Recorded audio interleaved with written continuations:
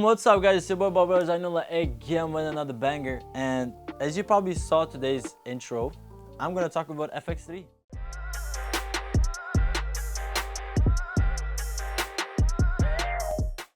I'm going to try to make this video as quick as possible and as short as possible. I've been using FX3 for over a month now, and the reason I didn't make a video about it because I wanted to first experience it and feel overall camera, how it feels like, how it works and all that. Then after that I wanted to make a video, and now I think I'm ready.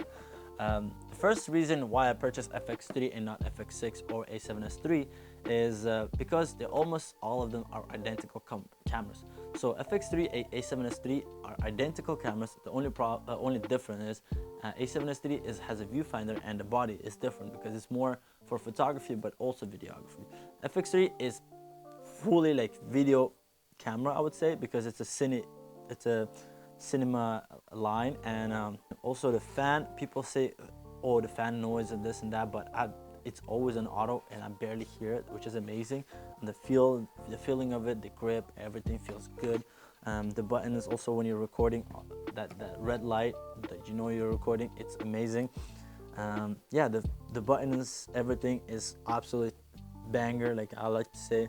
Also this iris, this auto thing that even if you're shooting a prime, you can always like have that extra push in, which is, I love it. The only problem is I don't like this on and off button, and also the mode button that you have to change. I always kind of mess it up with menu and mode, but now I'm getting used to it. So yeah, as long as you get used to it, you're fine. Compared to FX3 compared to FX3 compared to FX6, the only difference is that it has a top handle with a screen and this guy doesn't, and also obviously it's bigger. It has one extra Kodak and automatic ND filter. That is pretty much it. There'll be extra buttons here and there, but compared to that, it's paying $3,000 extra. I don't think it was worth it, so I purchased this guy. The second thing I want to talk about are cages. The cages for FX3 are terrible right now. All right, the small rig has a full cage and a half cage, as well as tilta. You have full cage and half cage. The full cage is awesome, but you cannot use the top handle, with the XLR and all that thing, which is quite ironic because if you buy something and it comes with a top handle, why would you waste it and not use it? And also it has a phantom power, and if you're using NTG3 that you need phantom power, like someone like me, I use that and it's an amazing tool, and you just don't need it, like, you know, you can sync the audio right away.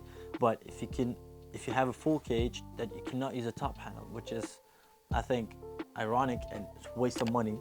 But a half cage doesn't have enough rods and enough places to clamp your stuff or like follow focus and all those things.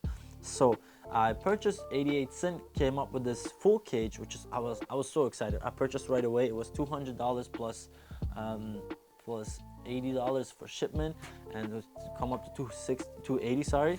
And yeah, I bought it. It came. I was excited. I was put it on and all that, and I put my 24-70 Sigma, and it didn't fit. It was literally because it's supposed to fit with the top handle. I put the top handle on, I put the cage on, and then I was gonna put 24-70, but it did not fit it because it was too fat and the cage was coming up. So I was like, that was waste. I sent it back right away, and I purchased Condor Blue.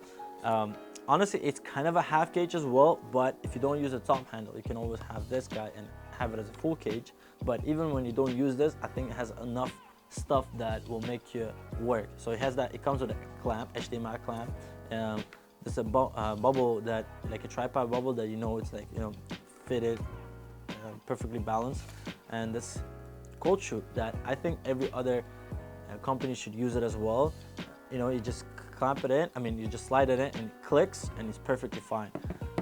Yeah, I think it's an amazing cage, even though it's a little too extra as well on the pricey side, because I bought it for $160 plus $80 shipment. It was $220 or $240, whatever it was. I never bought it that expensive of a cage, but I had to do it because camera costs a lot. So, you know, if your stuff costs a lot, might as well keep it safe.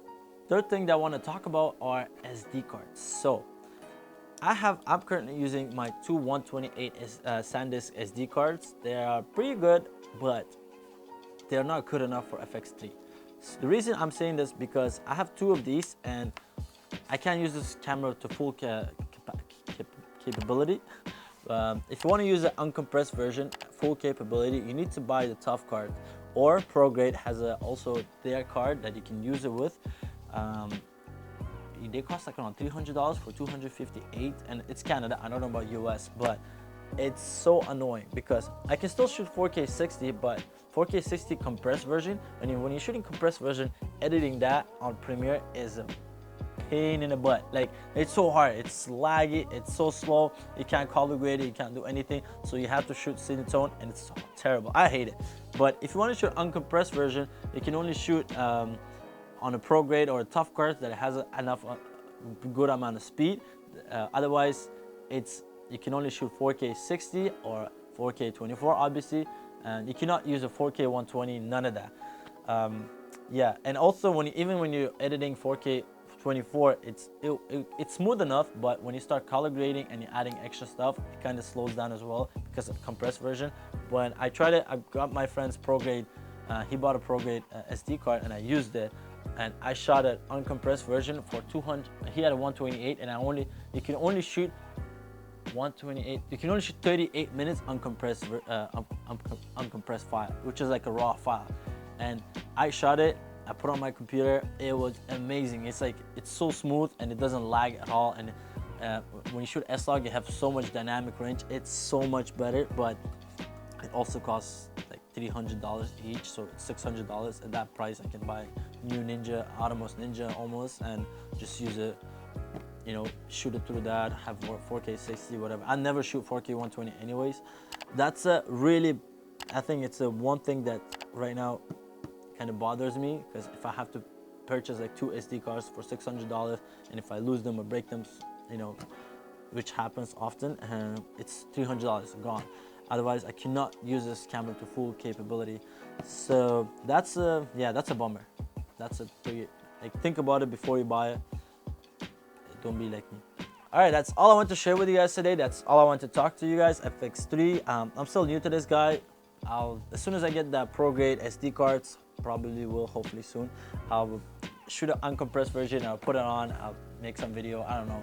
And until then, hopefully you guys enjoyed this episode. Thumbs up if you liked this. Thumbs up if you loved it. And I will see you guys on the next episode. I'm so excited about this guy. Also, this is heavy. Even with the cage, even without a cage, it's so much heavier. All right, boom.